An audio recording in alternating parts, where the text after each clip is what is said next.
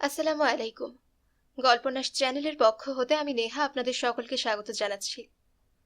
শুনছিলেন শরদিন্দু বন্দ্যোপাধ্যায় রচিত উপন্যাস ঝিন্দের বন্দি। আজ পর্ব ৭, অর্থাৎ শেষ পর্ব। ১৯ পরিচ্ছেদ। আবার অগাধ জলে। পরদিন প্রাতকালে যথারীতি প্রাতরাশ শেষ করিয়া গৌরী একাকী তাহার খাস তাম্বুতে একটা কোচে ঠেসান দিয়া বসিয়াছিল। তাম্বুটি বিস্তৃত ও চতুষ্কোণ, মেঝায় গালিচা বিছানো, মাথার উপর ঝাড় ঝুলিতেছে, দেয়ালে আয়না ছবি প্রভৃতি বিলম্বিত। দরজা জানালাও পাকা বাড়ির মতো। ইহা যে বস্ত্রাবাস মাত্র তাহা কক্ষের আভ্যন্তরীণ চেহারা দেখিয়া অনুমান করা যায় না। খোলা বাতায়ন পথে নিকটবর্তী অন্য তাম্বুগুলি দেখা যাইতেছে। প্রশান্ত প্রভাত রৌদ্রে বাইরের দৃশ্যটা যেন চিন্দ্রা পিতবৎ মনে হয়। গত রাত্রে গৌরী ঘুমাইতে পারে নাই।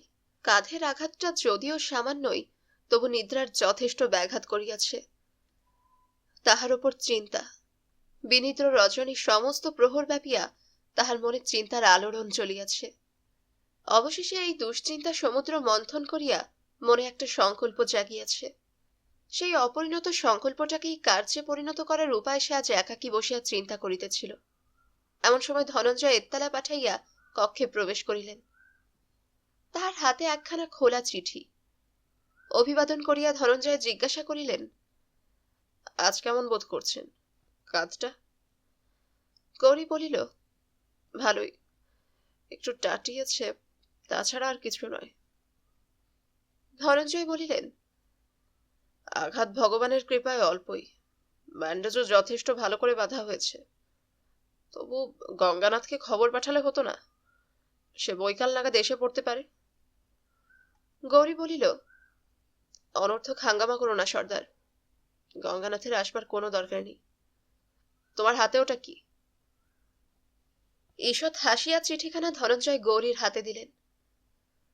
উদিতের চিঠি।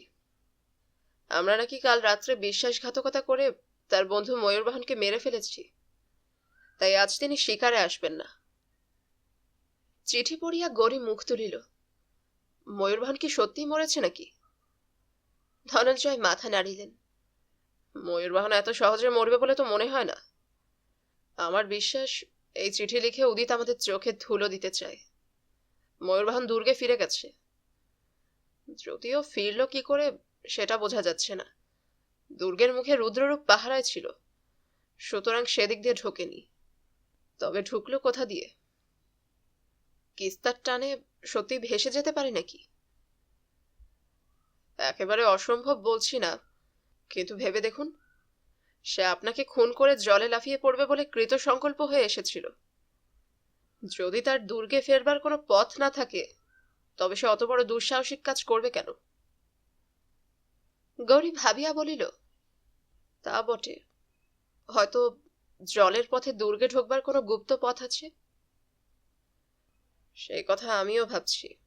ময়ূরবাহন যদি কিস্তার প্রপাতের মুখে পড়ে গুঁড়ো হয়ে না গিয়ে থাকে, তাহলে নিশ্চয়ই সে কোনো গুপ্ত পথ দিয়ে দুর্গে ঢুকেছে। কিন্তু কোথায় সে গুপ্তপথ? গুপ্তপথ কোথায় তা যখন আমরা জানি না, তখন বৃথা জল্পনা করে লাভ নেই। উদিত আমাদের বোঝাতে চায় যে ময়ূরবাহন মরে গেছে, যাতে আমরা কতকটা নিশ্চিন্ত হতে পারি। তার মানে ওরা একটা নতুন শয়তানি মতলব বাড়ছে। এখন কথা হচ্ছে, আমাদের কর্তব্য কি? সর্দার বিষণ্ণভাবে মাথা নাড়িলেন। কিছুই তো ভেবে পাচ্ছি না। দাবা খেলিতে বসিয়া বাজি এমন অবস্থায় আসিয়া পৌঁছাইয়াছে যে কোনো পক্ষই নতুন চাল দিতে সাহস করিতেছে না, পাছে একটা অচিন্তিতকর বিপর্যয় ঘটিয়া যায়। কিছুক্ষণ নীরব থাকিবার পর গৌরী হঠাৎ বলিল, সর্দার, শঙ্কর সিং এর সঙ্গে দেখা করতে না পারলে কোনো কাজই হবে না। আমি ঠিক করেছি, যে করে হোক তার সঙ্গে দেখা করতে হবে। ভ্রু তুলিয়া ধনঞ্জয় বলিলেন, কিন্তু কি করে দেখা করবেন? ওই জানালা দিয়ে। তার অবস্থাটা জানা দরকার, বুঝছো না? আমরা যে তার উদ্ধারের চেষ্টা করছি, এ কথা তিনি হয়তো জানেনই না। তাকে যদি খবর দিতে পারা যায়, তাহলে তিনিও তৈরি থাকতে পারেন। তাছাড়া আমরাও তার কাছ থেকে এমন খবর পেতে পারি যাতে উদ্ধার করা সহজ হবে। আমার মাথায় একটা মতলব এসেছে। কি মতলব? এই সময় রুদ্ররূপ প্রবেশ করিয়া জানাইল যে কিস্তার পরপার হইতে অধিক্রম সিং মহারাজের দর্শন প্রার্থী হইয়া আসিয়াছেন। আলোচনা অসমাপ্ত রহিয়া গেল। অধিক্রম সিং আসিয়া প্রণামপূর্বক কৃতাঞ্জলি পুটে দাঁড়াইলেন। তাহার হস্তে একটা সুবর্ণ থালির ওপর কয়েকটা হরিদ্রা রঞ্জিত সুপারি। তিনি কন্যার বিবাহে জিন্দের মহারাজাকে নিমন্ত্রণ করতে আসিয়াছেন। ধনঞ্জয় তাহাকে সমাদর করিয়া বসাইলেন। কিছুক্ষণ ধরিয়া শিষ্টাচার সম্মত অতুক্তি ও বিনয় বচনের বিনিময় চলিল। তারপর অধিক্রম সিং আর্জি পেশ করলেন। কন্যার বিবাহের দিনের ভবনে দেবপাদ মহারাজের পদধূলি পড়িলে গৃহ পবিত্র হইবে। অদ্য রাত্রেই বিবাহ। কন্যার সখী মহামহিমাময়ী ঝড়োয়ার মহারানী স্বয়ং আসিয়াছেন। এরূপ ক্ষেত্রে দেবপাদ মহারাজও যদি বিবাহ মণ্ডপে দেখা দেন, তাহা হইলে বরকন্যার ইহজগতে প্রার্থনীয় আর কিছুই থাকিবে না, ইত্যাদি। আদব কায়দা দুরস্ত বাক্যোচ্ছ্বাসের মধ্য হইতে স্পষ্ট প্রতীয়মান হইল যে মহারাজ নিমন্ত্রণ রক্ষা করিতে পারিলে অধিক্রম সত্যি কৃতার্থ হইবে। মহারাজ কিন্তু তাহার বাকবিন্যাস শুনিতে শুনিতে ঈষৎ বিমনা হইয়া পড়িয়াছিল। অধিক্রম থাকিলে তিনি সজাগ হইয়া বলিলেন, সর্দারজি, আপনার নিমন্ত্রণ পেয়ে খুবই আপ্যায়িত হলাম। কৃষ্ণাবাই আর বিজয়লাল দুজনেই আমার প্রিয় পাত্র, কিন্তু দুঃখের বিষয় তাদের বিবাহে আমি উপস্থিত থাকতে পারব না। আজ রাত্রে আমার অন্য কাজ আছে। অধিক্রম নিরাশ হইলেন। তাহা তাহার মুখের ভাবেই প্রকাশ পাইল। গৌরী বলিল, আপনি দুঃখিত হইবেন না। নবদম্পতিকে আমি এখান থেকেই আশীর্বাদ করছি। তাছাড়া স্বয়ং মহারানী যেখানে উপস্থিত, সেখানে আমার যাওয়া না যাওয়া সমান। অধিক্রম জোর হস্তে নিবেদন করিলেন, মহারাজ, আপনার অনুপস্থিতিতে শুধু যে আমরাই মর্মাহত হব তা নয়, মহারানীও বড় নিরাশ হবেন। আমি কৃষ্ণার মুখে শুনেছি তিনি আপনার প্রতীক্ষায়। কুণ্ঠিতভাবে অধিক্রম কথাটা অসমাপ্ত রাখিয়া দিলেন। রাজা রানীর অনুরাগের কথা মধুর হইলেও প্রকাশ্যে আলোচনীয় নয়। তবু অধিক্রম যেটুকু ইঙ্গিত দিলেন তাহাতেই গৌরীর মুখ উত্তপ্ত হইয়া উঠিল। সে উঠিয়া জানালার সম্মুখে গিয়া দাঁড়াইল। কিছুক্ষণ দৃষ্টিহীন চক্ষে বাহিরের দিকে তাকাইয়া রহিল। তারপর ধীরে ধীরে বলিল, অধিক্রম সিং, আজ আপনার নিমন্ত্রণ রক্ষা করা আমার পক্ষে সম্ভব নয়। হয়তো অন্য কখনো। আপনারা বোধহয় জানেন না, কৃষ্ণার কাছে আমি অনেক বিষয়ে ঋণী, কিন্তু এবার সে ঋণ শোধ করতে পারলাম না। যা হোক, আশা রইল কখনো না কখনো শোধ করব। আপনি দুঃখ করবেন না। বরকন্যাকে আমি সর্বান্তকরণে আশীর্বাদ করছি, তারা সুখী হবে। অগত্যা অধিক্রম ব্যর্থ মনোরথ হইয়া বিদায় লইলেন। গৌরী আবার জানালার দিকে ফিরিয়া দাঁড়াইল। কিছুক্ষণ কোনো কথা হইল না। তারপর গৌরী ধনঞ্জয়ের দিকে ফিরিয়া দেখিল তিনি তাহার দিকেই তাকাইয়া আছেন। তাহার মুখে একটা নিতান্তই অপরিচিত কোমল ভাব। এই লৌহ কঠিন যোদ্ধার মুখে এমন ভাব গৌরী আর কখনো দেখে নাই। ধনঞ্জয় নরম সুরে বলিল, আপনি নিমন্ত্রণ প্রত্যাখ্যান না করলেই পারতেন। অধিক্রম দুঃখিত হল। গৌরীর মুখে একটা ব্যঙ্গ হাসি ফুটিয়া উঠিল। সে বলিল, নিমন্ত্রণ রক্ষা করলেই তুমি খুশি হতে? নিশ্চয়ই, কিন্তু ঝড়োয়ার কস্তুরীবাইয়ের সঙ্গে আমার দেখা হতো যে, তাতেও কি তুমি খুশি হতে সর্দার? ধনঞ্জয় কিছুক্ষণ চুপ করিয়া রহিলেন। তারপর একটা নিঃশ্বাস ফেলিয়া বলিলেন, কিছুদিন আগে খুশি হতাম না, বরং বাধা দেবার চেষ্টা করতাম। কিন্তু আশ্চর্য মানুষের মন। আজ আপনাকে আর কস্তুরীবাইকে একত্র কল্পনা করে মনে কোনো রকম অশান্তি বোধ করছি না। বরঞ্চ আপনি না হয়ে যদি শঙ্কর সিং। সহসা দুই হস্ত আবেগ ভরে উৎক্ষিপ্ত করিয়া তিনি বলিলেন, ভগবানের কি অবিচার! কেন আপনি শঙ্কর সিং হয়ে জন্মালেন না? বিধাতার বিধানের বিরুদ্ধে সর্দারের এই ক্ষুব্ধ বিদ্রোহ গৌরীরও বহু যত্নলব্ধ চিত্তের দৃঢ়তা যেন ভাঙিয়া ফেলিবার উপক্রম করিল। তাহার মনটা দ্রবীভূত হইয়া একরাশ অশ্রুর মতো টলমল করিতে লাগিল। ধনঞ্জয় পুনরায় বলিয়া উঠিলেন, কি ক্ষতি হতো পৃথিবীর যদি আপনি শঙ্কর সিং হতেন! আমি শঙ্কর সিং এর বাপদাদার নিমক খেয়েছি, কিন্তু তাই বলে মিথ্যে মোহ আমার নেই। শঙ্কর সিং আপনার পায়ের নখের যোগ্য নয়, অথচ যখন মনে হয় আপনি একদিন ঝিন্দ ছেড়ে চলে যাবেন আর শঙ্কর সিং ঝড়োয়ার রানীকে বিবাহ করে গদিতে বসবেন। এবার গৌরী প্রায় রূঢ় স্বরে বাধা দিল, বলিল, ব্যাস সর্দার, আর নয়, যা হবার নয় তা নিয়ে আক্ষেপ করো না।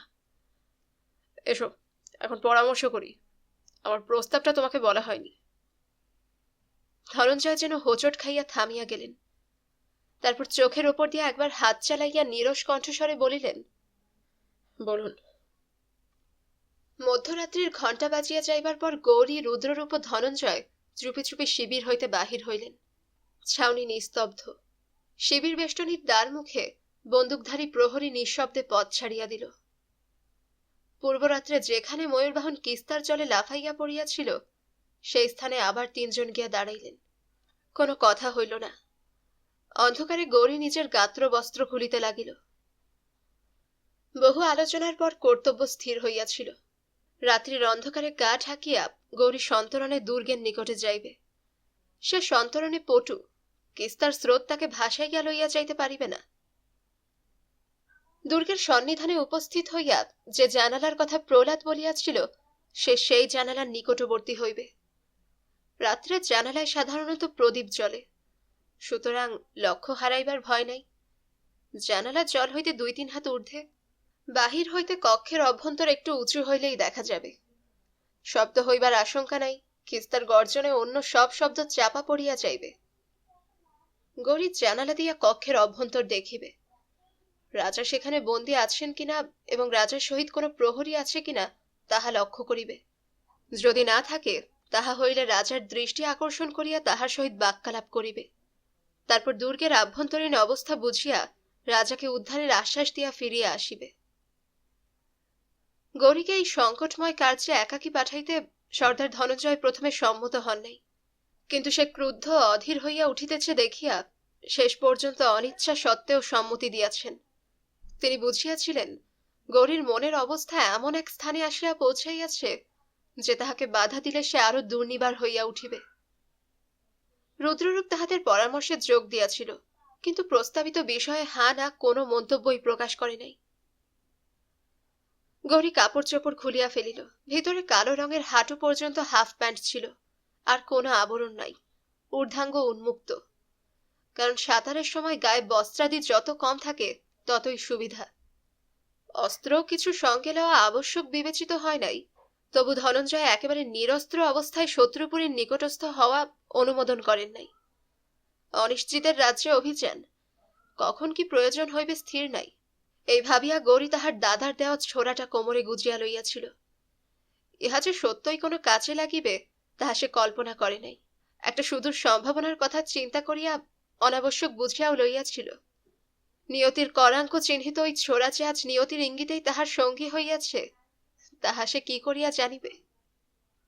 বস্ত্রাদি বর্জনপূর্বক প্রস্তুত হইয়া গৌরী অন্ধকারের মধ্যে ঠাউর করিয়া দেখিল রুদ্ররূপ ইতিমধ্যে গাত্রাবরণ খুলিয়া তাহারই মতন কেবলই জাঙ্গিয়া পড়িয়া দাঁড়াইয়াছে। গৌরী বিস্মিত হইয়া বলিল, এ কি রুদ্ররূপ? রুদ্ররূপ বলিল, আমিও আপনার সঙ্গে যাচ্ছি। গৌরী কিছুক্ষণ নির্বাক হইয়া রহিল। রুদ্ররূপ নিজ অভিপ্রায় পূর্বাহ্নে কিছুই প্রকাশ করে নাই।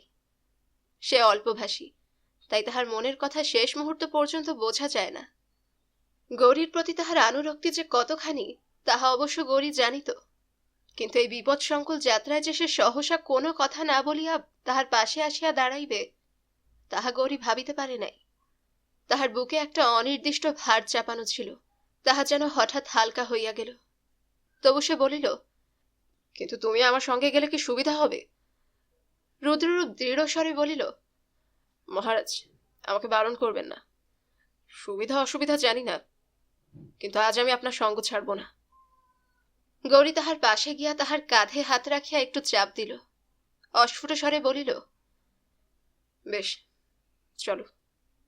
তোমাতে আমাতে যে কাজে বেরিয়েছি তা কখনো নিষ্ফল হয়নি, কিন্তু তুমি ভালো সাঁতার জানো তো? জানি মহারাজ। বেশ, এসো তাহলে। কিস্তার পরপারে অধিক্রম সিং এর বাগান বাড়িতে তখন সহস্র দ্বীপ জ্বলিতেছে। মিঠা মৃদু সানাইয়ের আওয়াজ ভাসিয়া আসিতেছে। কৃষ্ণার আজ বিবাহ। রানী কস্তুরী ওই দীপোজ্জ্বল ভবনের কোথাও আছেন। হয়তো তিনি আজকার রাত্রে গৌরীর কথাই ভাবিতেছেন। তোহেন বিশ্রী দিন রাতি। এদিকে শক্তিগড়ের কৃষ্ণমূর্তি কিস্তার বুকের ওপর দূরস্থ ব্যবধানের মধ্যে দাঁড়িয়ে আছে। তাহারই একটি ক্ষুদ্র গবাক্ষ পথে একটিমাত্র আলোকের ক্ষীণ শিখা দেখা যাইতেছে। শঙ্কর সিং হয়তো ওই কক্ষে বন্দী। আর ময়ূরবাহন, সে কোথায়? সে কি সত্যিই বাঁচিয়া আছে? ধনঞ্জয় তীরে দাঁড়াইয়া রহিলেন। গৌরী ও রুদ্ররূপ সন্তপর্ণে জলে নামিয়া নিঃশব্দে দুর্গের দিকে সাঁতার কাটিয়া চলিল। বিংশ পরিচ্ছেদ। পুরাতন বন্ধু। মিনিট দুই সজরে হাত ছুড়িবার পর ঠান্ডা জল গা সওয়া হইয়া গেল। গৌরী দেখিল সাঁতার কাটিবার প্রয়োজন নাই। নদীর স্রোত তাহাদের সেই দীপান্বিত গবাক্ষের দিকেই টানিয়া লইয়া চলিয়াছে। দুইজনে তখন কেবল গা ভাসাইয়া স্রোতের টানে ভাসিয়া চলিল। জল হইতে সম্মুখস্থ ক্ষুদ্র আলোকবিন্দু ছাড়া আর কিছুই দেখা যায় না। চারিদিকে কেবল নক্ষত্রালোক খচিত মসীকৃষ্ণ জলরাশি। গৌরী ও রুদ্ররূপ যতই দুর্গের নিকটবর্তী হইতে লাগিল, জলের কল্লোল ধ্বনি ততই বাড়িয়া চলিল। মগ্ন পাথরের সংঘাতে একটানা স্রোত ফুলিয়া ফাঁপিয়া এলোমেলোভাবে ছড়াইয়া পড়িতে লাগিল। গৌরী দেখিল তাহারা আর সিধা সেই গবাক্ষের দিকে যাইতেছে না। বাধাপ্রাপ্ত জলধারা তাহাদের ভিন্ন মুখে টানিয়া লইয়া চলিয়াছে। গৌরী প্রাণপণে সাঁতার কাটিয়া নিজের গতি নিয়ন্ত্রণের চেষ্টা করিল, কিন্তু কিছুক্ষণ চেষ্টা করিবার পর দেখিল বৃথা চেষ্টা। দুর্বার জলস্রোতে ইচ্ছামতো চলা অসম্ভব। নিরুপায়ভাবেই দুজনে ভাসিয়া চলিল। ক্রমশ দুর্গের বিশাল ছায়ার তলে তারা আসিয়া পৌঁছিল। এখানে নক্ষত্রের ক্ষীণ দীপ্তিও অন্ধ হইয়া গিয়াছে। চোখের দৃষ্টি জমাট অন্ধকারের মধ্যে কোথাও আশ্রয় খুঁজিয়া পায় না। গবাক্ষের আলোকটিও বাম দিকের আলোড়িত তমিশ্রায় কখন ডুবিয়া গিয়াছে। দুর্গের প্রাচীর আর কত দূর তাহাও অনুমান করা অসম্ভব। গৌরীর ভয় হইতে লাগিল। এইবার বুঝি তাহারা সবেগে দুর্গের পাষাণ গাত্রে গিয়া আছড়াইয়া পড়িবে। সে মৃদুস্বরে একবার রুদ্ররূপকে ডাকিল। রুদ্ররূপ তাহার দুই হাত অন্তরে তরঙ্গের সহিত যুদ্ধ করিতেছিল। ক্ষীণকণ্ঠে জবাব দিল। গৌরী বলিল, হুঁশিয়ার, সামনেই দুর্গ, জখম হইও না। রুদ্ররূপ বলিল, না, আপনি সাবধান। অন্ধকারে গৌরী হাসিল। দুজনেই দুজনকে সাবধান করিয়া দিল বটে, কিন্তু সত্যই দুর্গের গায়ে সবেগে নিক্ষিপ্ত হইলে কিভাবে আত্মরক্ষা করিবে কেহই ভাবিয়া পাইল না। বিক্ষুব্ধ জলরাশির বুকে তৃণখণ্ড। তাহাদের ইচ্ছার শক্তি কতটুকু! গৌরীর মনে হইল আজিকার এই নিঃসহায়ভাবে ভাসিয়া চলা তাহার জীবনের একটা বৃহত্তর সত্যের প্রতীক। দৈবিক খেয়ালের দুর্নিবার টানে সে তো অনেকদিন হইতে ক্ষুদ্র তৃণখণ্ডের মতো ভাসিয়া চলিয়াছে। পাষাণ প্রাকারে নিক্ষিপ্ত হইয়া এতদিন চূর্ণ হইয়া যায় নাই কেন, ইহাই আশ্চর্য। কে জানে, হয়তো আজিকার জন্যই নিয়তি অপেক্ষা করিয়াছিল, তাহার লক্ষ্যহীন ভাসিয়া চলাকে পরিসমাপ্তির উপকূলে পৌঁছাইয়া দিবে। কিন্তু কোথায় সে উপকূল? বৈতরণীর এপারে না ওপারে? একটা প্রকাণ্ড ঢেউ একই সময় গৌরীকে বিপর্যস্ত নিমজ্জিত করিয়া তাহার উপর দিয়া বহিয়া গেল। ক্ষণেকের জন্য একটা মগ্ন পাথরের পিচ্ছিল অঙ্গ তাহাকে স্পর্শ করিল। তারপর জলের ওপর মাথা জাগাইয়া সে দেখিল স্রোতের এলোমেলো গতি আর নেই। অপেক্ষাকৃত শান্ত জলে মন্থর একটা ঘূর্ণির মধ্যে সে ধীরে ধীরে পাক খাইতেছে। সম্ভবত জলমগ্ন পাথরগুলা এখানে এমনভাবে সুদৃঢ় প্রাচীর রচনা করিয়াছে যাহাতে স্রোতের প্রবল গতি ব্যাহত হইয়া যায়। ওই বড় ঢেউটা গৌরীকে সেই মজ্জিত প্রাচীরের পরপারে আনিয়া দিল। ঘূর্ণির চক্রে আবর্তমান তাহার দেহটা দুর্গের দেয়ালে গিয়া ঠেকিল। এখানেও ডুব জল, মসৃণ দুর্গগাত্রে কোথাও অবলম্বন নাই। তবু এই শৈবাল পিচ্ছিল দেয়ালে হাত রাখিয়া গৌরীর মনে হইল সে একটা আশ্রয় পাইয়াছে। ক্ষণকাল জিরাইয়া লইয়া সে মৃদু কণ্ঠে বলিল, রুদ্ররূপ, কোথায় তুমি? রুদ্ররূপ জবাব দিল, এই যে দেয়ালে এসে ঠেকেছি। আপনি? আমিও। এসো, বাঁদিকে জানালাটা আছে, সেদিকে যাওয়া যাক। দেওয়াল ধরে ধরে এসো। আচ্ছা। তখন পৃথিবীর আদিম পঙ্কসজ্জার ওপর অন্ধ মহিলতার মতো দুইজনে কেবল স্পর্শানুভূতির সাহায্যে ধীরে ধীরে অগ্রসর হইল। 10 মিনিট, 15 মিনিট এমনি ভাবে কাটিয়া গেল, কিন্তু জানালার দেখা নাই। গৌরীর আশঙ্কা হইল হয়তো তাহারা অজ্ঞাতে জানালার নিচে দিয়া চলিয়া আসিয়াছে, জানিতে পারে নাই। সে পিছু ফিরিয়া রুদ্ররূপকে সম্বোধন করিতে যাইতেছিল, এমন সময় ঠিক মাথার উপর একটা অত্যন্ত পরিচিত কণ্ঠের আওয়াজ শুনিয়া চমকিয়া উঠিল। তাহার অনুচ্চারিত স্বর কণ্ঠের মধ্যেই রুদ্ধ হইয়া গেল। সে ঘাড় তুলিয়া দেখিল, কিন্তু কিছুই দেখিতে পাইল না। জানালার আলো দূর হইতে দেখা যায়, কিন্তু নিচে হইতে তাহা অদৃশ্য। গৌরী ঊর্ধ্বে হাত বাড়াইয়া অনুভব করিয়া দেখিল, জানালার কিনারা হাতে ঠেকিল, জল হইতে 2-2.5 হাত মাত্র ঊর্ধ্বে। আবার জানালার ভেতর হইতে পরিচিত কণ্ঠস্বর আসিল, বেঈমান, তুই তবে আমাকে মেরে ফেল, আমি বেঁচে থাকতে চাই না।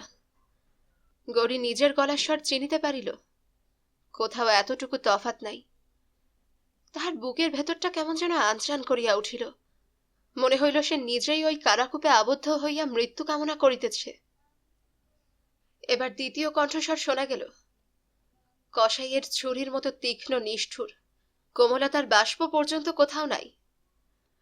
ব্যস্ত হয়েও না, দরকার হয়নি বলেই এতদিন মারিনি, তোমার প্রতি মমতাবশত নয়।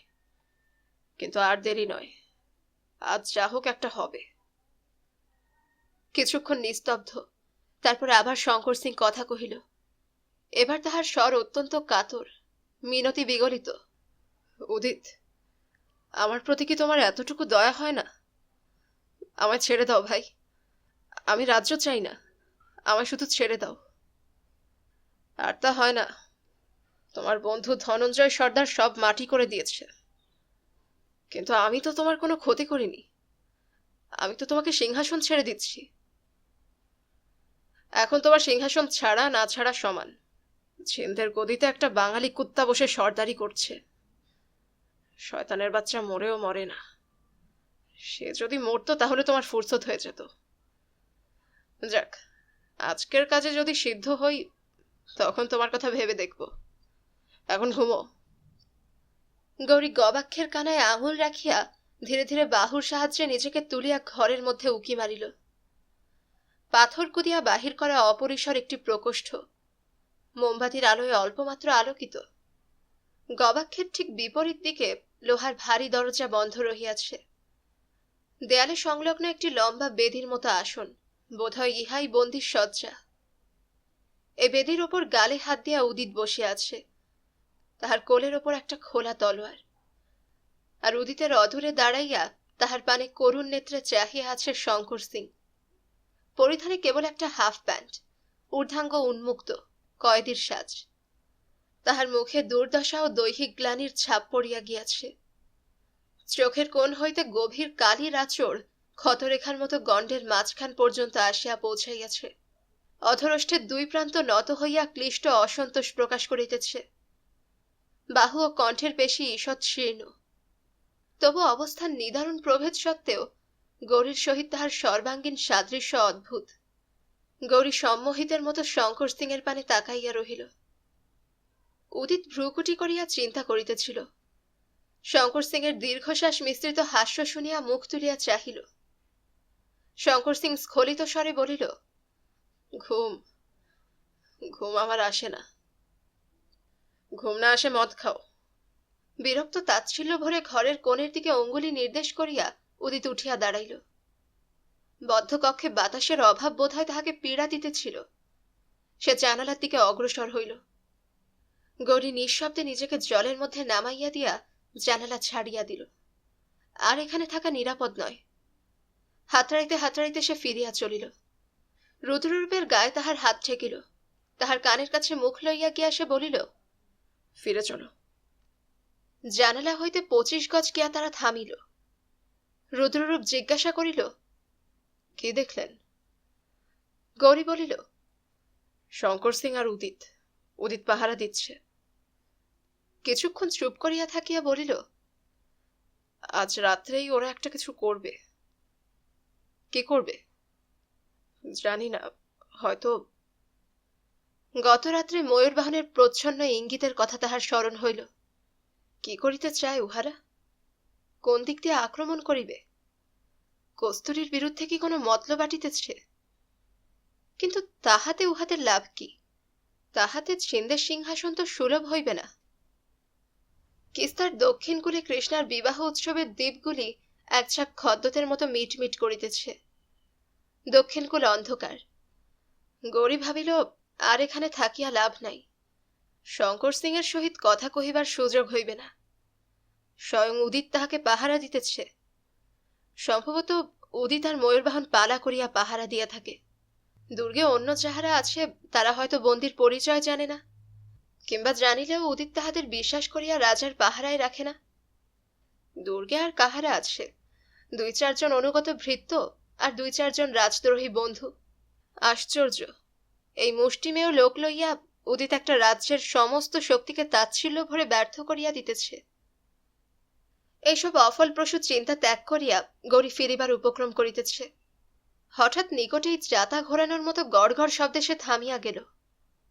পরক্ষণেই একটা ভৌতিক হাসির শব্দ যেন দুর্গের পাথর ভেদ করিয়া তাহার কানে আসিল। গৌরীর সর্বাঙ্গের স্নায়ু পেশী সহসা শক্ত হইয়া উঠিল। ময়ূরবাহনের হাসি। তবে সে মরে নাই। কিন্তু হাসির শব্দটা আসিল কোথা হইতে? সতর্কভাবে একবার এদিক ওদিক চাহিতেই গৌরী ক্ষিপ্র হস্তে রুদ্ররূপকে টানিয়া দুর্গের দেয়ালের গায়ে একেবারে সাটিয়া গেল। মাত্র 5-6 হাত দক্ষিণে দুর্গের গায়ে পীতবর্ণ আলোকের একটা চতুষ্কোণ দেখা দিয়াছে। যাতার মতো গড়গড় শব্দ করিয়া এই চতুষ্কোণ প্রস্থে বাড়িতে লাগিল। প্রায় 8 ফুট উচ্চ ও 6 ফুট চওড়া একটা দ্বার ধীরে ধীরে কর্কশ অসমতল দেওয়ালে আত্মপ্রকাশ করিল। গুপ্তদ্বার। এই পথেই গতরাতে ময়ূরবাহন দুর্গে ফিরিয়াছিল। গৌরী ও রুদ্ররূপ নিঃশ্বাস রোধ করিয়া দেখিতে লাগিল। কয়েকজন লোকের অস্পষ্ট কথার শব্দ গুপ্তদ্বারের অভ্যন্তর হইতে ভাসিয়া আসিল, যেন তাহার একটা ভারী জিনিস বহন করিয়া আনিতেছে। ক্রমে একটি ক্ষুদ্র ডিঙির অগ্রভাগ দ্বার মুখে বাহির হইয়া আসিল। আস্তে, হুঁশিয়ার! ময়ূরবাহনের গলা। নৌকা ছপাত করিয়া জলে পড়িল। ময়ূরবাহন দড়ি ধরিয়াছিল, টানিয়া নৌকা দ্বারের মুখে লইয়া আসিল। স্বরূপ দাস, তুমি মোটা মানুষ, আগে নৌকায় নামো। একজন স্থূলকায় লোক সন্তপর্ণে নৌকায় নামিল। দ্বার ধরো। এবার তুমি। আর একজন নৌকায় নামিল। তখন দড়ি নৌকার মধ্যে ফেলিয়া দিয়া ময়ূরবাহন লঘুপথে নৌকায় লাফাইয়া পড়িল। নৌকা টলমল করিয়া উঠিল। ময়ূরবাহন হাসিল, সেই বিজয়ী বেপরোয়া হাসি। গুপ্তদ্বারের দিকে ফিরিয়া বলিল, দরজা খোলা থাক, আর তুমি লণ্ঠন নিয়ে এখানে বসে থাকো, নইলে ফেরবার সময় দরজা খুঁজে পাবো না। কখন ফিরবো ঠিক নেই, হয়তো রাত কাবার হয়ে যেতে পারে। হুঁশিয়ার থেকো। দ্বারের ভেতর হইতে উত্তর আসিল, জো হুকুম। ময়ূরবাহন বলিল, দ্বার চালাও। ক্ষুদ্র তরী 3 জন আরোহী লইয়া পলকের মধ্যে অন্তর্হিত হইল। গৌরী চক্ষের সমস্ত শক্তি প্রয়োগ করিয়া দেখিবার চেষ্টা করিল নৌকাটা কোন দিকে যাইতেছে, কিন্তু কিছুই নির্ধারণ করিতে পারিল না। আকাশ ও জলের ঘন তমলিসার মধ্যে নৌকা যেন মিশিয়া নিশ্চিহ্ন হইয়া গেল। 5 মিনিট নিঃশব্দে কাটিল। তারপর গৌরী রুদ্ররূপের মাথাটা নিজের মুখের কাছে টানিয়া আনিয়া চুপি চুপি বলিল, রুদ্ররূপ, তুমি তাঁবুতে ফিরে যাও। রুদ্ররূপ সচকিতে বলিল, আর আপনি? আমি এই পথে দুর্গে ঢুকব। কিন্তু গৌরী সারাশির মতো আঙুল দিয়া রুদ্ররূপের কাঁধ চাপিয়া ধরিয়া বলিল, আমার হুকুম, বিরক্তি করো না। এমন সুযোগ আর আসবে না। তুমি তাঁবুতে ফিরে গিয়ে ধনঞ্জয় আর 20 জন সিপাহী নিয়ে দুর্গের পুলের মুখে লুকিয়ে থাকবে। আমি দুর্গের ভেতর ঢুকছি। যেমন করে পারি দুর্গের সিং দরজা খুলে দেব। বুঝেছ? বুঝেছি। রুদ্ররূপের স্বর আজ্ঞাবাহী সৈনিকের মতো ভাবহীন। গুপ্তদ্বারে একটা মাত্র লোক আছে, সে আমাকে আটকাতে পারবে না। তারপর দুর্গের ভেতরকার অবস্থা বুঝে যেমন হয় করব। উদিত রাজাকে পাহারা দিচ্ছে, ময়ূরবাহন নেই। দুর্গে হয়তো কয়েকজন চাকর বাকর মাত্র আছে। এই সুযোগ। ময়ূরবাহন ফেরবার আগেই কার্যোদ্ধার করতে হবে। তুমি যাও, আর দেরি করো না। জহুকুম। রুদ্ররূপ সাঁতার দিবার উপক্রম করিল। গৌরী আস্তে আস্তে তাহাকে ছাড়িয়া দিয়া বলিল, স্রোত ঠেলে যেতে পারবে না, তুমি বরং স্রোতে গা ভাসিয়ে দাও, দুর্গ পেরিয়ে কিনারায় উঠতে পারবে। রুদ্ররূপ নিঃশব্দে চলিয়া গেল। এতক্ষণ দিকব্যাপী অন্ধকারের মধ্যে তবু একজন সহচর ছিল, এখন সেও গেল। গৌরী একা। ছোড়াটা সে কোমর হইতে হাতে লইল, তারপর অতি সাবধানে গুপ্তদ্বারের দিকে অগ্রসর হইল। জল হইতে এক হাত উচ্চে গুপ্তদ্বার। গৌরী কোণ হইতে সরীসৃপের মতো মাথা তুলিয়া ভেতরের দিকে দৃষ্টি প্রেরণ করিল। সম্মুখেই একটা লণ্ঠন জ্বলিতেছে, তাহার ওপারে কি আছে দেখা যায় না। ক্রমে দৃষ্টি অভ্যস্ত হইলে গৌরী দেখিল সুড়ঙ্গের মতো গুপ্তদ্বারের ভেতর দিকে চলিয়া গিয়াছে অস্পষ্ট অন্ধকার। হয়তো অপর প্রান্তে দুর্গের ওপর উঠিবার সোপান আছে। চক্ষু আলোকে আরো অভ্যস্ত হইলে গৌরী দেখিতে পাইল লণ্ঠনের 2-3 হাত পিছনে একটা লোক দেয়ালে ঠেস দিয়া বসিয়া আছে। তাহার মুখ দেখা যাইতেছে না, একটা হাত কপালের ওপর ন্যস্ত। বোধহয় একাকী বসিয়া বসিয়া চিন্তা করিতেছে, কিংবা তন্দ্রাচ্ছন্ন হইয়া পড়িয়াছে। সুড়ঙ্গের মধ্যে আর কেহ নাই। গৌরী একবার চোখ মুদিয়া নিজেকে স্বস্থ সংযত করিয়া লইল, তারপর দ্বারের কানায় ভর দিয়া জল হইতে উঠিয়া সিক্ত দেহে দ্বার মুখে দাঁড়াইল। উপবিষ্ট লোকটা অব্যক্ত শব্দ করিয়া ধর্মর করিয়া উঠিয়া দাঁড়াইল। গৌরী ছোড়া তুলিয়া এক লাফে তাহার সম্মুখীন হইল। মহারাজ! গৌরীর উদ্যত ছোড়া অর্ধপথে রুখিয়া গেল। কণ্ঠস্বর পরিচিত। গৌরী লণ্ঠনের আলোকে লোকটার ত্রাস বিস্ময় বিকৃত মুখের পানে চাহিল। মুখখানা চেনা চেনা, কোথায় তাহাকে দেখিয়াছে। তারপর সহসা স্মৃতির দ্বার উদ্ঘাটিত হইয়া গেল। গৌরীর হাতের ছোড়া মাটিতে পড়িয়া গেল। সে বিপুল আবেগে তাহাকে 2 হাতে আলিঙ্গন করিয়া ধরিয়া প্রায় চিৎকার করিয়া উঠিল, প্রহ্লাদ! 21 পরিচ্ছেদ। কাল রাত্রি। রাত্রি শেষ হইয়া আসিতেছিল। কৃষ্ণার বিবাহ হইয়া গিয়াছে। কস্তুরী শ্রান্ত দেহে দ্বিতলে নিজের শয্যাকক্ষে প্রবেশ করিয়া ভেতর হইতে দ্বার বন্ধ করিয়া দিয়াছিল। ঘরে তৈলের বাতি জ্বলিতেছে। তাহার স্নিগ্ধ আলোকে কস্তুরী একবার চারিদিকে চাহিল।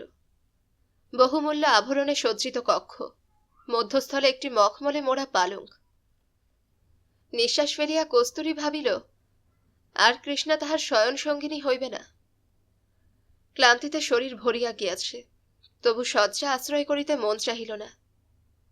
কস্তুরী ধীরে ধীরে জানালার সম্মুখে গিয়া দাঁড়াইল। আজ কৃষ্ণার বিবাহের প্রত্যেকটি ঘটনা তাহার মনকে আন্দোলিত করিয়াছে। সে আন্দোলন এখনো থামে নাই। জানালার বাহিরের হৈমন্তী রাত্রির দেহ যেন ধীরে ধীরে হিম হইয়া আসিতেছে। উদ্যানে 2-4টি আলো দূরে দূরে জ্বলিতেছে।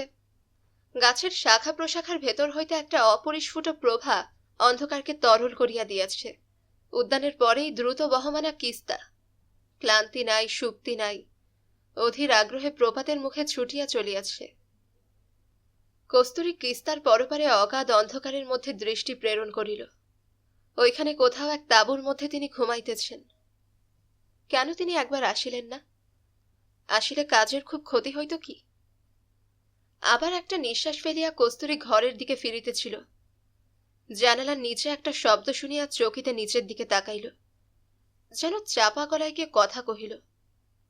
নিচে অন্ধকার। মনে হইল একটা লোক সেখানে দাঁড়াইয়া আছে। তাহার পাগড়ির জরির ওপর ক্ষণেকের জন্য আলো প্রতিফলিত হইল। রানীজি! কণ্ঠস্বর অতি নিম্ন, কিন্তু সম্বোধনটা স্পষ্ট। কস্তুরীর কানে আসিল। সে গলা বাড়াইয়া বিস্মিত স্বরে বলিল, কে? নিচ হইতে উত্তর আসিল, আমি রুদ্ররূপ। রুদ্ররূপ? কস্তুরীর মনে পড়িল কৃষ্ণার মুখে শুনিয়াছে রুদ্ররূপ মহারাজের পার্শ্বচর। কি চাও? তাহার গলা একটু কাঁপিল। পূর্ববৎ চাপা গলায় আওয়াজ আসিল, রানীজি, মহারাজ এসেছেন, ঘাটে দাঁড়িয়ে আছেন, আপনার সঙ্গে একবার দেখা করতে চান। কস্তুরী জানালা হইতে একটু সরিয়া গিয়া 2 হাতে বুক চাপিয়া কিছুক্ষণ দাঁড়াইয়া রহিল। তিনি আসিয়াছেন, কিন্তু এই শেষ রাত্রে কেন? নির্জনে দেখা করিতে চান বলিয়াই কি আজ বিবাহ বাসরে আসেন নাই? সে আবার জানালা দিয়া মুখ বাড়াইল। পুনশ্চ স্বর শুনিতে পাইল, রানীজি, দোষ নেবেন না। মহারাজ আপনার সঙ্গে দেখা করেই চলে যাবেন। বড় জরুরি ব্যাপারে তাকে কালই চলে যেতে হবে, তাই একবার। কিছুক্ষণ নীরব। তারপর, আচ্ছা, আমি যাচ্ছি, তুমি দাঁড়াও। কস্তুরীর কথাগুলি শিউলি ফুলের মতো অন্ধকারে ঝরিয়া পড়িল। ঘরের মধ্যস্থলে দাঁড়াইয়া সে একবার ভাবিল কাহাকেও সঙ্গে লইবে, কিন্তু কৃষ্ণা ছাড়া তো আর কাহাকেও সঙ্গে লওয়া যায় না। অথচ কৃষ্ণাকে এখন ডাকা সম্ভব নয়, কিন্তু প্রয়োজন কি? সে একাই যাইবে। ওড়না গায়ে চড়াইয়া লইয়া সে নিঃশব্দে দ্বার খুলিল। কেহ কোথাও নাই। বৃহৎ প্রাসাদের অপরাংশে সকলে তখনও আমোদে মগ্ন। যে কয়জন দাসী রানীর পরিচর্যায় নিযুক্ত ছিল, রানী শয়নকক্ষে প্রবেশ করিবার পর তাহারাও চলিয়া গিয়াছে। লঘুপদে কস্তুরী নিচে নামিয়া গেল। সেই লোকটা জানালার নিচে অপেক্ষা করিতেছিল। একবার ভালো করিয়া তাহাকে দেখিয়া লইয়া আভূমি অবনত হইয়া অভিবাদন করিল। কস্তুরীও তাহার মুখ অস্পষ্ট দেখিতে পাইল। এই রুদ্ররূপ! সে রুদ্ররূপকে পূর্বে কখনো দেখে নাই। পুরুষ সসম্মানে কহিল, এইদিকে রানীজি, এদিকে। তাহার অনুসরণ করিয়া কম্প্রবক্ষে কস্তুরী ঘাটের দিকে চলিল। রাত্রি শেষ হইয়া আসিতেছে। গৌরী আর প্রহ্লাদ মুখোমুখি বসিয়া, তাহাদের মধ্যস্থলে লণ্ঠন। গৌরী স্থিরভাবে বসিয়া আছে বটে, কিন্তু তাহার নিষ্কম্প দেহটা দেখিয়া মনে হইতেছে যেন একটা অনল স্তম্ভ নির্ধূম শিখায় জ্বলিতেছে, যে কোনো মুহূর্তে বারুদের স্তূপের মতো প্রচণ্ড উন্মত্ততায় বিস্ফোরিত হইয়া চারিদিকে দাবানল ছড়াইয়া দিবে। কস্তুরী! এই নরকের ক্লেদাক্ত সরীসৃপগুলো কস্তুরীকে বলপূর্বক হরণ করিয়া আনিবার অভিসন্ধি করিয়াছে। প্রথম প্রহ্লাদের মুখে এই কথা শুনিবার পর ইহাদের গগনস্পর্শী ধৃষ্টতা গৌরীর মনটাকে ক্ষণকালের জন্য অসাড় করিয়া দিয়াছিল। প্রথমটা সে বিশ্বাস করিতে পারে নাই, কিন্তু সত্যই ইহা তো অসম্ভব নয়। উদিত মরিয়া হইয়া উঠিয়াছে। ভাইকে অন্ধকূপে আবদ্ধ করিয়া যে সিংহাসন গ্রাস করিবার চেষ্টা করে, তাহার অসাধ্য কি আছে? জিন্দের সিংহাসন পাইবার আশা হারাইয়া সে অবশেষে ঝড়োয়ার সিংহাসন দখল করিবার এই ক্রূর মতলব বাহির করিয়াছে। কস্তুরীকে বলপূর্বক বিবাহ করিবে। হিন্দুর বিবাহ একবার সম্পাদিত হইলে আর নড়চড় হয় না। তখন ঝড়োয়া রাজ্যের ওপর উদিতের দাবি কে অস্বীকার করিবে? ফ্যাক্টম ভ্যালে! কি নৃশংস স্বার্থপরতা, কি পৈশাচিক ক্রূর বুদ্ধি! এই ষড়যন্ত্রের ইঙ্গিতই ময়ূরবাহন তাহাকে দিয়াছিল। প্রহ্লাদ কুণ্ঠিত স্বরে মৌনভঙ্গ করিল। ময়ূরবাহনের ফিরতে এখনো বোধহয় দেরি আছে। ইতিমধ্যে রাজাকে। গৌরী অগ্নিগর্ভ চোখ তুলিল, কথা কহিল না। প্রহ্লাদ দেখিল চোখের মধ্যে সর্বগ্রাসী একটা চিন্তাই প্রতিফলিত হইতেছে। রাজার স্থান সেখানে নাই, বোধ করি জগতের আর কিছুরই স্থান নাই। প্রহ্লাদ একটু নীরব থাকিয়া আবার বলিল, ওদিকে দুর্গের সামনে আপনার সিপাহীরা এতক্ষণ নিশ্চয়ই পৌঁছে গেছে। দুর্গের সিং দরজা খুলে দেবার চেষ্টা করলে হতো না? দুজন শাস্ত্রী পাহারায় আছে, আমি তাদের ভুলিয়ে ওখান থেকে সরিয়ে দিতে পারি। আপনার লোকেরা একবার ঢুকে পড়লে। না, ওসব পরে হবে। আবার দীর্ঘকাল উভয় নীরব। লণ্ঠনের আলোক শিখা কাঁপিয়া কাঁপিয়া উঠিতেছে। রাত্রি শেষের শীতল বাতাস জোরে বহিতে আরম্ভ করিয়াছে। সহসা প্রহ্লাদ বিদ্যুৎ স্পৃষ্টের মতো চমকিয়া উঠিয়া দাঁড়াইল। চাপা উত্তেজনায় বলিল, ওরা আসছে, দ্বারের শব্দ পেয়েছি। আপনি এখন আলোর কাছ থেকে সরে যান। যেমন যেমন ঠিক হয়েছে তেমনই করবেন। যথাসময়ে আমি সংকেত করব। গৌরীও চকিতে উঠিয়া দাঁড়াইল। ভূপতিত ছোড়াটা তাহার পায়ে ঠেকিল। সেটা ক্ষিপ্র হস্তে তুলিয়া লইয়া সে সুড়ঙ্গের অভ্যন্তরের দিকে অন্ধকারে অন্তর্হিত হইয়া গেল। প্রহ্লাদ লণ্ঠন লইয়া গুপ্তদ্বারের মুখের কাছে দাঁড়াইল। দ্বারের মৃদু ছপ ছপ শব্দ, তারপর ময়ূরবাহনের হাসি শোনা গেল। নৌকার মুখ হাসিয়া দ্বারের নিচে ঠেকিল। প্রহ্লাদ, দড়িটা ধরো। ময়ূরবাহন লাফাইয়া প্রহ্লাদের পাশে দাঁড়াইল। নৌকার দিকে ফিরিয়া বলিল, এবার রানীজিকে তুলে দাও। হুঁশিয়ার স্বরূপ দাস, সব শুদ্ধ জলে পড়ে যেও না যেন। আস্তে, রানীজি চঞ্চল হবেন না, কোনো ভয় নেই, আমরা আপনার অনুগত ভৃত্য। ওড়না দিয়া মুখ ও সর্বাঙ্গ দড়ির মতো করিয়া বাঁধা একটা বিদ্রোহী নারী মূর্তি ধরাধরি করিয়া নৌকা হইতে নামানো হইল। প্রহ্লাদ ও ময়ূরবাহন সেটিকে সুড়ঙ্গের মধ্যে আনিয়া একপাশে শোয়াইয়া দিল। তারপর ময়ূরবাহন জলের দিকে ফিরিয়া বলিল, স্বরূপ দাস, এবার তোমরা নেমে এসো, ডিঙি ভেতরে তুলতে হবে। স্বরূপ দাস নৌকা হইতে কাতর স্বরে বলিল, দাঁড় দুটো জলে পড়ে গিয়ে কোথায় ভেসে গেছে, খুঁজে পাচ্ছি না। ময়ূরবাহন হাসিয়া উঠিয়া বলিল, তা যাক, আপাতত আর দাঁড়ের দরকার নেই। প্রহ্লাদ, তুমি আর আমি এবার রানীজিকে। তাহার কথা শেষ হইতে পাইল না। অকস্মাৎ পূর্ব নিরূপিত সমস্ত সংকল্প উপেক্ষা করিয়া, প্রহ্লাদের সংকেতের অপেক্ষা না করিয়া দুরন্ত ঝড়ের মতো গড়ি অন্ধকারের ভেতর হইতে তাহাদের মাঝখানে আসিয়া পড়িল। কস্তুরীর ঠিক পাশে প্রহ্লাদ দাঁড়াইয়াছিল। গৌরীর প্রথম ধাক্কাটা তাহাকেই গিয়া লাগিল। প্রহ্লাদ টাউরি খাইয়া ময়ূরবাহনের গায়ে পড়িল। ময়ূরবাহন আচমকা ঠেলা খাইয়া ঘুরপাক খাইতে খাইতে লণ্ঠনটা ডিঙাইয়া জলের কিনার পর্যন্ত গিয়া কোনোমতে নিজেকে সামলাইয়া লইল। তারপর ক্রুদ্ধ বিস্ময়ে ফিরিয়াই নিমেষ মধ্যে যেন পাথরে পরিণত হইয়া গেল। দৃশ্যটা নাটকীয় বটে। মেঝের ওপর পিতাভ লণ্ঠন জ্বলিতেছে। তাহার অনতি দূরে প্রহ্লাদ ভূমি হইতে উঠিবার উদ্যোগ করিয়া নতজানু অবস্থাতেই ময়ূরবাহনের দিকে নিষ্পলক তাকাইয়া আছে। আর তাহার পশ্চাতে ভুলুণ্ঠিত নারীদেহের দুই দিকে পা রাখিয়া একটা নগ্নকায় দৈত্য দাঁড়াইয়া আছে। তাহার দুই চক্ষে জ্বলন্ত অঙ্গার, হাতে একটা ঝকঝকে বাঁকা ছোড়া। ময়ূরবাহনের চক্ষু ক্রমশ কুঞ্চিত হইয়া আলোকের দুইটি বিন্দুতে পরিণত হইল। তারপর সে হাসিল। কোমর হইতে বিদ্যুৎ বেগে অসি বাহির হইয়া আসিল। আরে বাঙালি নটুয়া, তুমি এইখানে? ময়ূরবাহনের হাসিতে পৈশাচিক উল্লাস ফুটিয়া উঠিল। সে তরবারি হস্তে এক পদ অগ্রসর হইল। বাঘের গুহায় গলা বাড়িয়েছিস, বাঙালি নটুয়া, আজ তোকে কে রক্ষা করবে? প্রহ্লাদ ভয়ার্ত চোখে তাহার দীর্ঘ তরবারির দিকে চাহিয়া রহিল। গৌরীর হাতে কেবল ছোড়া, অন্য অস্ত্র নাই।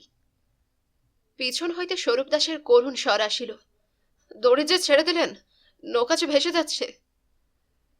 কেহ কর্ণপাত করিল না। ময়ূরবাহন গৌরীর দিকে আরেক পদ অগ্রসর হইল। প্রহ্লাদ সহসা নতজানু অবস্থা হইতে লাফাইয়া উঠিয়া বিকৃত স্বরে চিৎকার করিয়া উঠিল, মহারাজ পালান! ময়ূরবাহনের সাপের মতো চোখ প্রহ্লাদের দিকে ফিরিল। তুই বেইমানি করেছিস, তোকেই আগে শেষ করি। প্রহ্লাদ তখনও ময়ূরবাহনের তরবারির নাগালের মধ্যে ছিল না। ময়ূরবাহন আরেক পা আগে আসিয়া তরবারি তুলিল। প্রহ্লাদের কানের পাশ দিয়া সাই করে একটা শব্দ হইল। একটা আলোর রেখা যেন তাহার পেছন হইতে ছুটিয়া গিয়া ময়ূরবাহনের পঞ্জরের নিচে গাঁথিয়া গেল।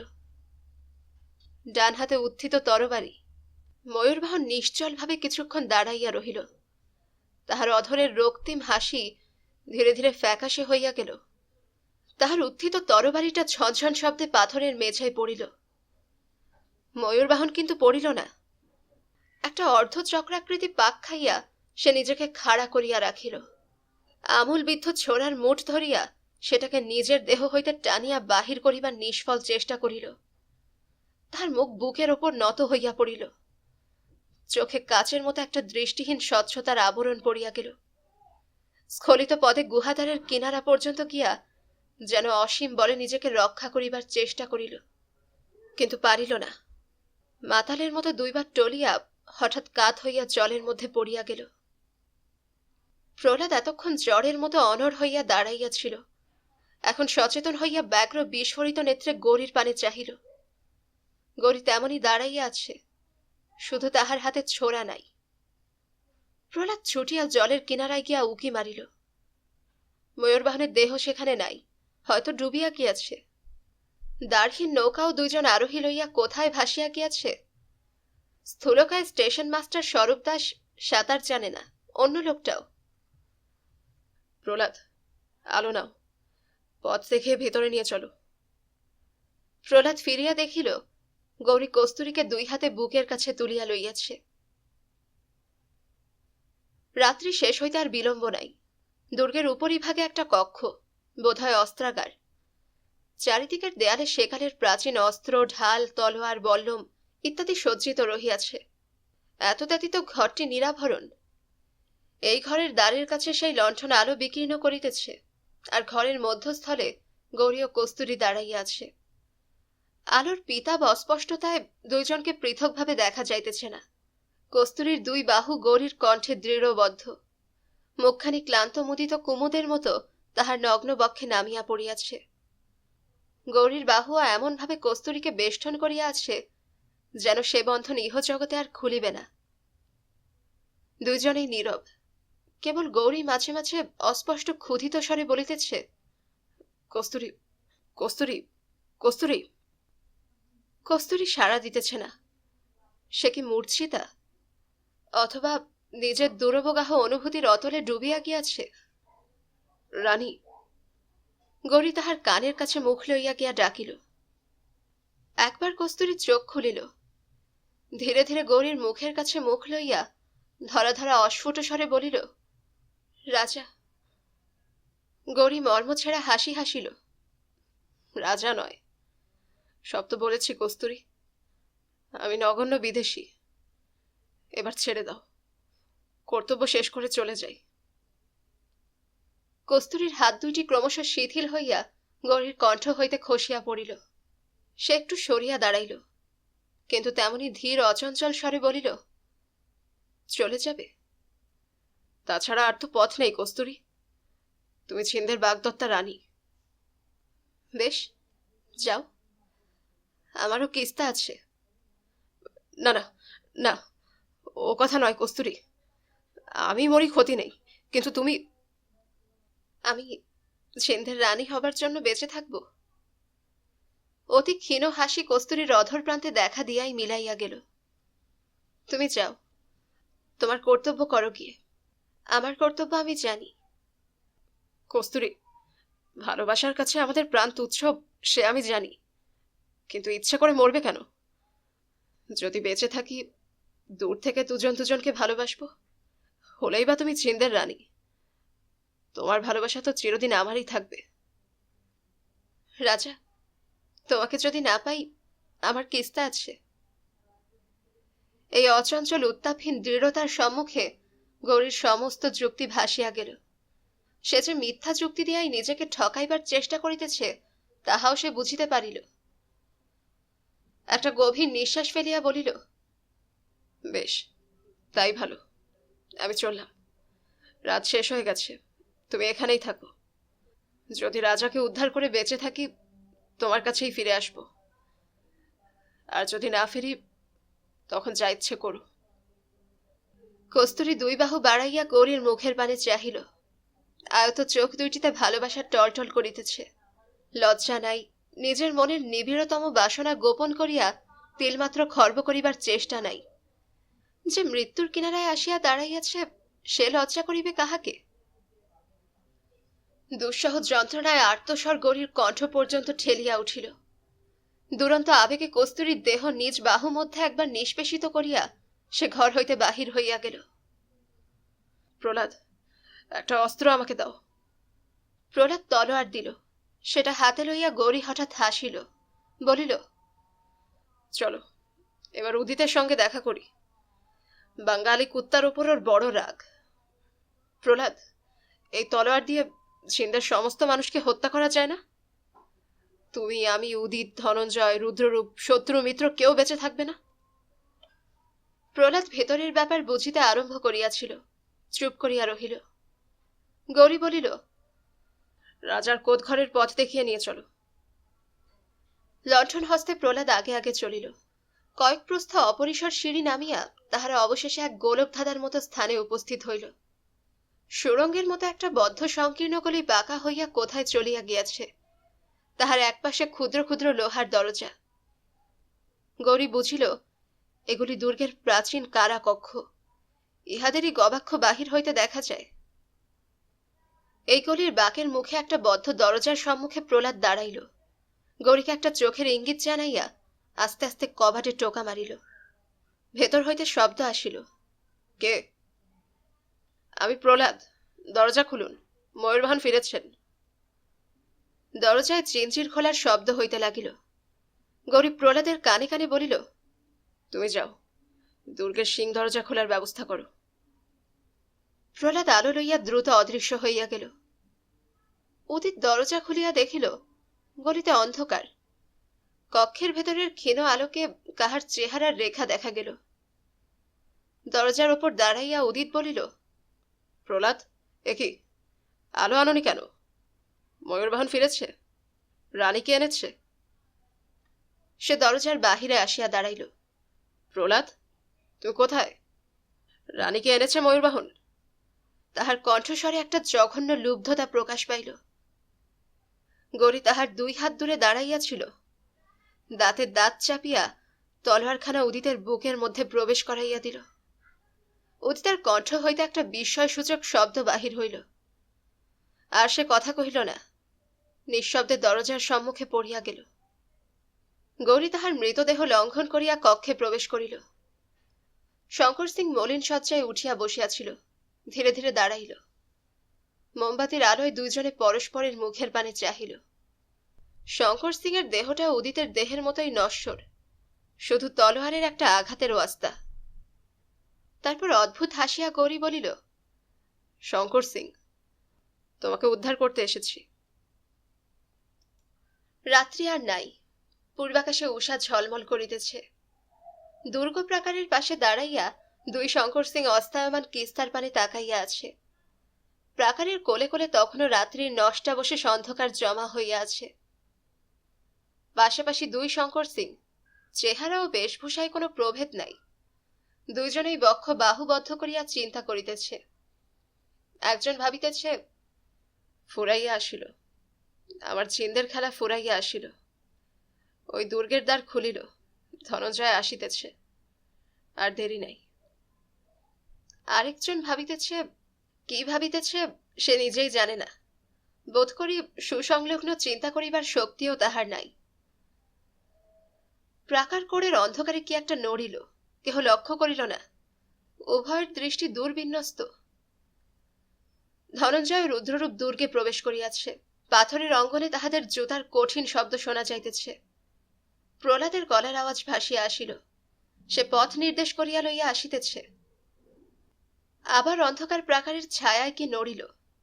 2 শঙ্কর সিং নিশ্চল হইয়া দাঁড়াইয়া আছে। পেছনে অস্পষ্ট শব্দ শুনিয়া দুজনেই ফিরিল। একটি নারী মূর্তি তাহাদের অদূরে আসিয়া দাঁড়াইয়াছে।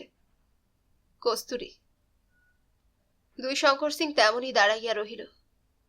সহসা পাংশু নারী মূর্তি অস্ফুট চিৎকার করিয়া তাহাদের কি বলিতে চাহিল, কিন্তু বলিবার পূর্বেই প্রাকারের ছায়া আশ্রম হইতে একটা মূর্তি বাহির হইয়া আসিল। মূর্তিটা টলিতেছে, সর্বাঙ্গ দিয়া জল ঝরিয়া পড়িতেছে। হাতে ছোরা। ছোরা একজন শঙ্কর সিং এর বুকে বিধিল। আমূল বিধিয়া গেল। শুধু সোনার কাজ করা মুঠ উষালোকে ঝিকমিক করিতে লাগিল। নিয়তির করাঙ্ক চিহ্নিত ছোরা। এতদিনে বুঝি তাহার কাজ শেষ হইল। আততায়ী ও আহত একসঙ্গে পড়িয়া গেল। শঙ্কর সিং নিশ্চল। মরণাহত ময়ূরবাহনের শেষ নিঃশ্বাস বায়ুর সঙ্গে একটা অস্ফুট হাসির শব্দ বাহির হইয়া আসিল। বিজয়ী বেপরোয়া বিদ্রোহী ময়ূরবাহন। ধনঞ্জয় ও রুদ্ররূপ মুক্ত তরবারি হস্তে প্রবেশ করিল। একজন শঙ্কর সিং তখনও স্থানুর মতো দাঁড়াইয়া আছে, আর তাহার অদূরে একটি পাংশু নারী মূর্তি ধীরে ধীরে সংজ্ঞা হারাইয়া মাটিতে লুটাইয়া পড়িবার উপক্রম করিতেছে। ধনঞ্জয় ক্ষিপ্র দৃষ্টিতে একবার সমস্ত দৃশ্যটা দেখিয়া লইলেন। তারপর কর্কশ কণ্ঠে হুকুম দিলেন, রুদ্ররূপ, এখানে আর কাউকে আসতে দিও না। 22 পরিচ্ছেদ। উপসংহার।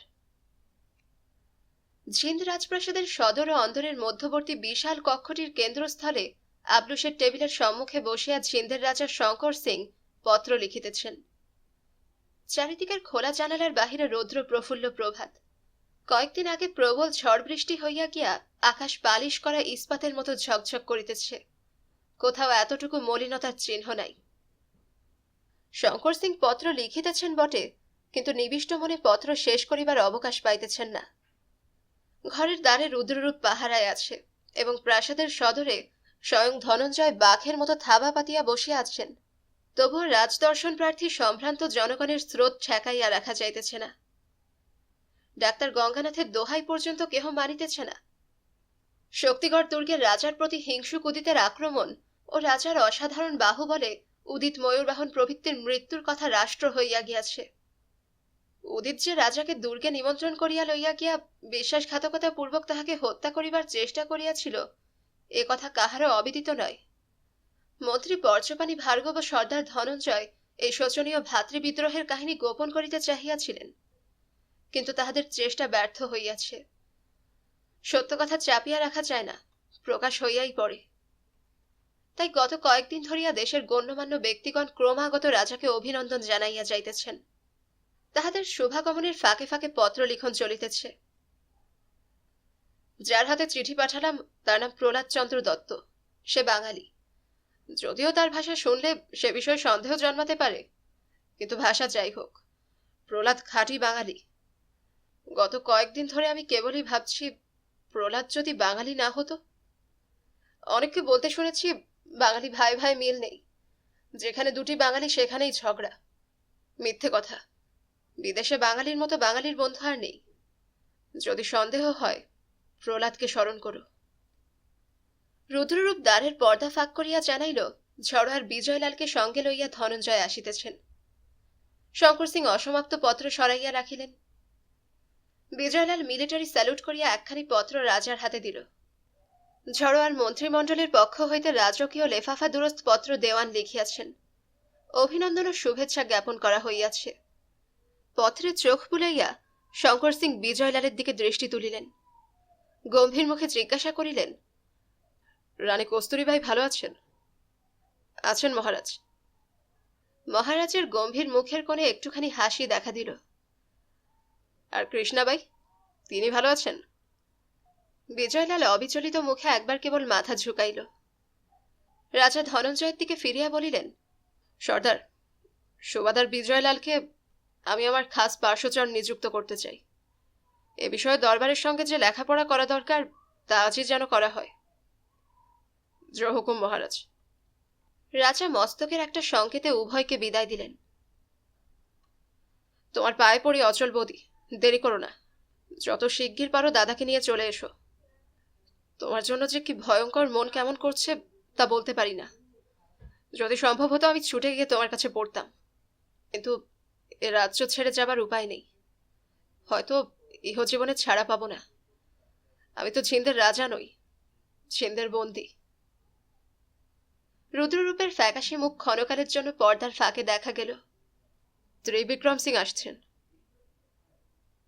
কিছুক্ষণ ত্রিবিক্রমের সঙ্গে অভিনন্দনের অভিনয় চলিল। তারপর শঙ্কর সিং সহসা গম্ভীর হইয়া বলিলেন, ত্রিবিক্রম সিং, আমি আপনার মেয়ে চম্পাদের জন্য পাত্র স্থির করেছি। ত্রিবিক্রম ঈষৎ চমকিত হইয়া মামুলি ধন্যবাদ জ্ঞাপন করিলেন। তারপর দুইবার কাশিয়া পাত্রের নামধাম জানিতে চাইলেন। শঙ্কর সিং কহিলেন, ভারী সৎপাত্র, আমার দেহরক্ষী রুদ্ররূপ। চম্পাও তাকে পছন্দ করে। ত্রিবিক্রম মনে মনে অতিশয় বিব্রত হইয়া উঠিয়াছেন, তাহার মুখ দেখিয়াই বুঝা গেল। তিনি গলার মধ্যে নানা প্রকার শব্দ করিতে লাগিলেন। শঙ্কর সিং যেন লক্ষ্যই করেন নাই, এমনই ভাবে বলিলেন, ময়ূরবাহন মরেছে, তার কেউ ওয়ারিশ নেই। আমি স্থির করেছি ময়ূরবাহনের জায়গায় রুদ্ররূপকে বকশিস দেব। ত্রিবিক্রমের মুখের মেঘ কাটিয়া গেল। তিনি সবিনয়ে রাজার স্তুতি বাচন করিয়া জানাইলেন যে রাজার অভিরুচির বিরুদ্ধে তাহার কোনো কথা বলিবার ছিল না এবং কোনো কালেই থাকিতে পারে না। আরো কিছুক্ষণ সদালাপের পর তিনি বিদায় লইলেন। রাজকার্যে ভয়ানক ব্যস্ত আছি, ঘটকালি করছি। এইমাত্র একটা বিয়ে ঠিক করে ফেললাম। পাত্র আর পাত্রী পরস্পরকে গভীরভাবে ভালোবাসে, কিন্তু মেয়ের বাপ বেঁকে বসেছিল। যা হোক, অনেক কষ্টে তাকে রাজি করিয়াছি। প্রণয় যুগলের মিলনে আর বাধা নেই। বৌদি, বাড়ি ছেড়ে আসবার সময় তোমাকে বলেছিলাম, মনে আছে, যে তুমি যা চাও, অর্থাৎ বউ, তা এবার একটা ধরে নিয়ে আসবো। একটা বউ জোগাড় হয়েছে। আমাদের বংশে বেমানান হবে না, তোমারও বোধহয় পছন্দ হবে। কিন্তু তুমি তাকে বরণ করে ঘরে না তুললে যে কিছুই হবে না বৌদি। তুমি এসো এসো এসো, তোমরা না এলে কিছু ভালো লাগছে না। তার নাম কস্তুরী। নামটি ভালো নয়? মানুষটিকে বোধহয় আরো ভালো লাগবে। সে একটা দেশের রাজকন্যা, কিন্তু আগে থাকতে কিছু বলবো না। যদি চিঠিতেই কৌতূহল মিটে যায় তাহলে তো তুমি আসবে না। এত্তালা না দিয়াই চম্পা প্রবেশ করিল। রাজা মুখ তুলিয়া চাহিলেন। কে চম্পা দে? চম্পা রাজার পাশে দাঁড়াইয়া অনুযোগের স্বরে বলিল, আজকাল কিছু না খেয়েই দরবার করতে চলে আসছেন। আপনাকে নিয়ে আমি কি করি বলুন তো? খাওয়া হয়নি, তাই তো ভুলে গিয়েছিলাম। আপনি ভুলে যান, কিন্তু আমাকে যে ছটফট করে বেড়াতে হয়। রুদ্ররূপেরও কি একটু আক্কেল নেই? মনে করিয়ে দিতে পারে না? হ্যাঁ, ভালো কথা। চম্পা, তোমার বাবা এসেছিলেন। রুদ্ররূপকে তুমি বিয়ে করতে চাও শুনে তিনি খুব খুশি হয়ে মত দিয়ে গেছেন। চম্পার মুখ রাঙা হইয়া উঠিল। সে ঘাড় বাঁকাইয়া কি একটা বলিতে চাইতেছিল, থামিয়া গিয়া হাত নাড়িয়া যেন কথাটাকে দূরে সরাইয়া দিয়া বলিল, ওসব বাজে কথা শোনবার সময় নেই আমার। আপনার জন্য কি নিয়ে আসবো বলুন? 2টো আনারসের মোরব্বা আর 1 পাত্র গরম শরবত। রাজা চিঠিতে মনোনিবেশ করিয়া বলিলেন, দরকার নেই। চম্পা বলিলেন, তাহলে 1 বাটি গরম দুধ। বিরক্ত করো না চম্পা, আমি এখন ভারী জরুরি চিঠি লিখছি। কিন্তু কিছু তো খাওয়া দরকার একেবারে। রাজা হাঁকিলেন, রুদ্ররূপ। রুদ্ররূপ শঙ্কিত মুখে প্রবেশ করিল। চম্পার প্রতি কঠোর দৃষ্টিপাত করিয়া রাজা হুকুম করিলেন, তুমি চম্পাদের হাত ধরো। রুদ্ররূপ কিছুক্ষণ হতভম্ব হইয়া রহিল। তারপর ফাঁসির আসামির মতো মুখের ভাব করিয়া চম্পার একটি হাত ধরিল। রাজা বলিলেন, বেশ শক্ত করে ধরেছ। আচ্ছা, এবার ওকে নিয়ে যাও। ক্ষীণকণ্ঠে রুদ্ররূপ বলিল, কোথায় নিয়ে যাব? তোমার বাড়িতে। না না, এখন থাক, সেটা বিয়ের পরে হবে। আপাতত তুমি ওকে ওর মহলে নিয়ে যাও, সেখানে ওকে আটকে রাখবে। যতক্ষণ তোমার কথা না শোনে ওর হাত ছাড়বে না। যাও। কড়া হুকুম দিয়া রাজা পুনরায় চিঠিতে মন দিলেন। চম্পা ও রুদ্ররূপ আরক্ত মুখে কিছুক্ষণ দাঁড়াইয়া রহিল। তারপর আর চোখে পরস্পরের পানে চাহিল। দুইজনেরই ঠোঁটের কুলে কুলে হাসি ভরিয়া উঠিল। রাজা তখন চিঠিতে নিমগ্ন হইয়া গিয়াছেন। পা টিপিয়া টিপিয়া উভয় দ্বারের দিকে চলিল। পর্দার ওপারে গিয়াই চম্পা সজোরে হাত ছাড়াইয়া লইল। তারপর রুদ্ররূপের বুকে একটা আচমকা কিল মারিয়া হাসিতে হাসিতে ছুটিয়া পলাইল। জিন্দার মহারাজ শঙ্কর সিং বিদেশিদের খুব খাতির করেন। তোমরা এলে রাজপ্রাসাদেই অতিথি সৎকারের ব্যবস্থা হবে। তাছাড়া রাজকীয় প্রকাণ্ড জাদুঘরের ভার নেবার জন্য একজন পণ্ডিত লোকের দরকার। দাদা ছাড়া আর তো যোগ্য লোক দেখি না। এত কথা লেখবার আছে যে কিছুই লেখা হচ্ছে না। তোমরা কবে আসবে? দাদাকে বলো তার দেওয়া ছোড়াটা কিস্তার জলে ভেসে গেছে। ছোড়ার ন্যায্য অধিকারী সেটা বুকে করে নিয়ে গেছে। দুঃখ করবার কিছু নেই। ভালো কথা, গৌরীশঙ্কর রায় নামক একজন বাঙালি যুবক ঝিন্দে বেড়াতে এসেছিল। সম্প্রতি তার মৃত্যু হয়েছে। কবে আসবে? প্রণাম নিও। ইতি দেবপাত শ্রীমন মহারাজ শঙ্কর সিং। শেষ হলো শরদিন্দু বন্দ্যোপাধ্যায় রচিত উপন্যাস ঝিন্দের বন্দী। আপনাদের যদি আমার গল্প পাঠ ভালো লাগে তবে অবশ্যই লাইক করবেন, কমেন্ট করবেন এবং বেশি বেশি শেয়ার করবেন। যারা গল্পন্যাস চ্যানেলটিকে সাবস্ক্রাইব করেছেন তাদেরকে অসংখ্য ধন্যবাদ, এবং যারা করেননি তাদের কাছে অনুরোধ রইল চ্যানেলটিকে সাবস্ক্রাইব করে ফেলুন। পাশে থাকা বেল আইকনটিও ক্লিক করে রাখবেন। এতে করে আমি কোনো নতুন গল্প বা উপন্যাস আপলোড করলেই আপনারা তার নোটিফিকেশন পাবেন। সকলে সুস্থ থাকবেন এবং আমাদের পাশে থাকবেন এই কামনায় আজকের মতো এখান থেকে বিদায় নিচ্ছি।